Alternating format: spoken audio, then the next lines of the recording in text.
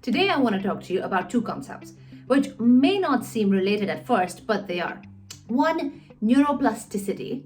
And if you don't know what that is, hang tight. The second is retirement. I'm sure you've heard of that. I want to talk about what they have in common and why there might be some interesting ways in which we could look at the world that are actually quite different from how we have in the past. So let's start with neuroplasticity. What is it? What is this concept? Is our brain really made up of plastic? No, it's not.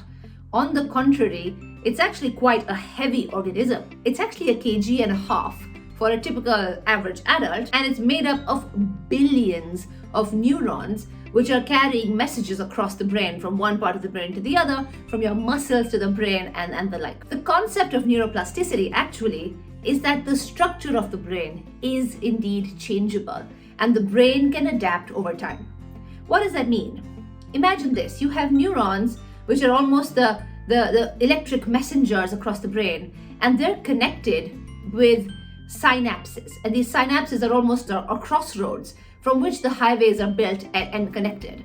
When you practice or experience something repeatedly, your brain can actually change the synaptic connections, strengthen synaptic connections in one part of the brain while weakening those in the other. Now, this might sound all conceptual, but it's actually not. It does have real physical implications. A few years ago, there was a study done in London with taxi drivers.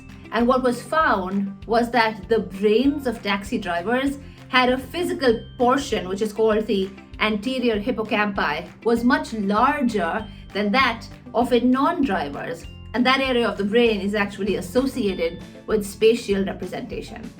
I find that mind-blowing.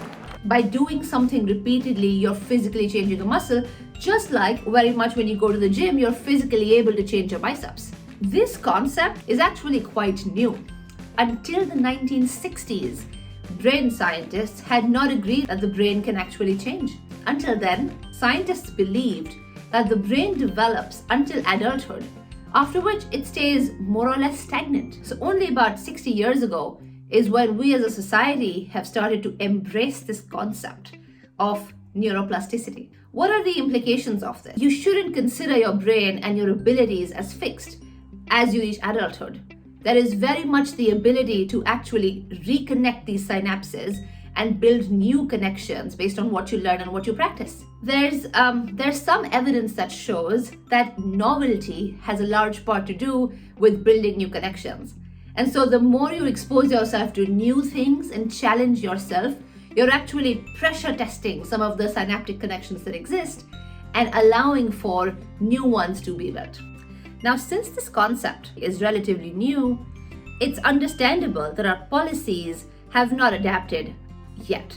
There is, of course, a tremendous body of work around the fixed mindset and the learning mindset. Let's talk about one of the implications in part 2 of this video. Stay with me.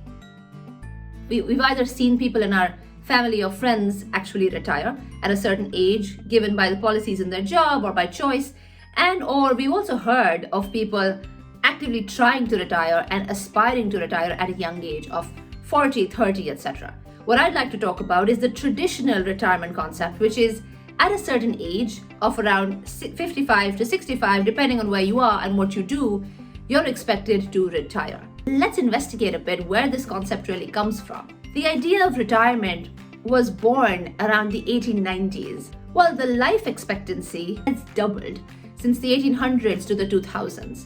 There's also a body of research which talks about the status quo bias, which says, as human beings, we are less prone to changing the default on anything.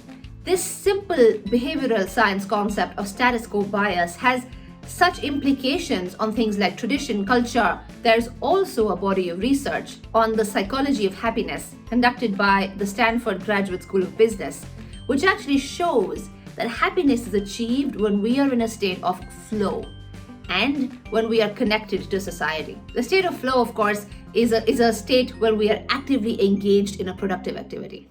I'm not suggesting that we stay with our jobs until the end of time or until we can. The proposal here is that we rethink what retirement really means. We actually encourage those above 55, 65 to build skills that are relevant, that can keep us engaged, that can keep us in a state of flow, and productive, that there is significant value in investing in continued learning to keep our brains sharp, to keep our brains physically growing and exercised just as any other muscle. Of course, economic benefit and economic activity is a great byproduct. Especially as families become smaller, continued learning and practice can maybe help us retain the youth and vitality of the mind as we age.